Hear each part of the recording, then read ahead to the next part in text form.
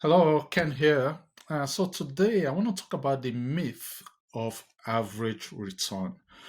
So one of the things we hear all the time is the stock market averages 8% every year, or this investment portfolio will give you an average of 6%, 7%. And the financial planners, the financial industry, they use that as an estimate to build a plan for you, a plan that says, well, over time, you're going to accumulate this much and you can retire, right? And so they don't always come out to tell you the whole truth, and they give you half truths. And in my word, in my opinion, a half truth is a whole lie.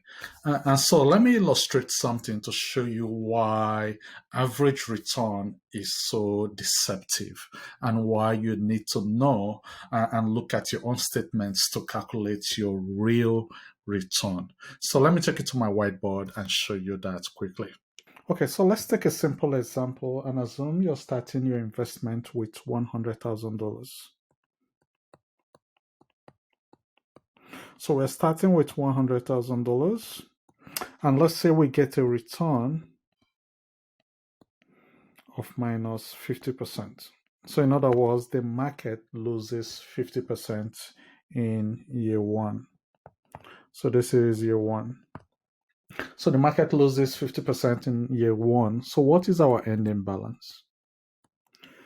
So if we start with $100,000, we'll lose 50%. We'll lose 50%. We'll end up with $50,000, right? And this is possible. Has the market lost 50% in the past? Yes, I think this has happened maybe 2 or 3 times already.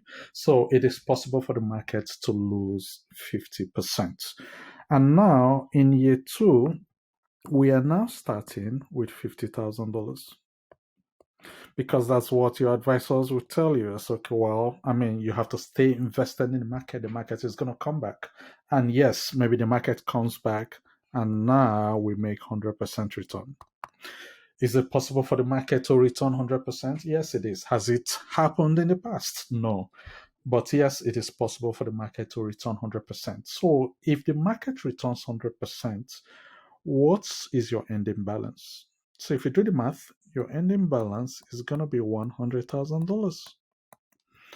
So now let's calculate our average return. Average return is a mathematical calculation.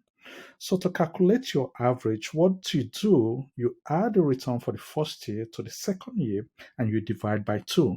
So your average return will be equal to, you add 50 minus 50 to 100, so that's 50, divide by 2, so your average return is 25%. So this is what the media we have. This is what the investment firms will communicate. Well, the market has returned 25% over the last 2 years.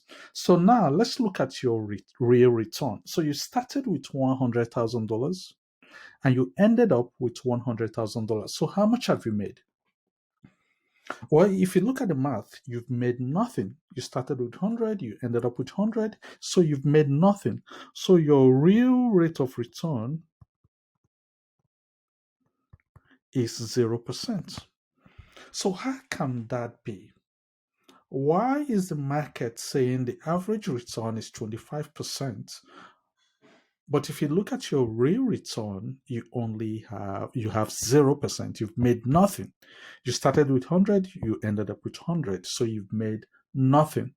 So this is why this concept of average return is so deceptive. And I'm actually going to share a report with you. I had $50,000 I invested in 2011. Today it is 2020. And that investment statement shows my balance is still is actually less than $50,000. And so I'm going to share that report with you. But this is why you need to look at the investment statements that you have. You need to calculate your own rate of return and you need to discount this average return when you hear it or when you see it in your statements. So hopefully you found this useful, and now you know what to do when you start seeing these types of things in the media about average return. So look at your own statements, calculate your own real return. Okay, until next time, bye.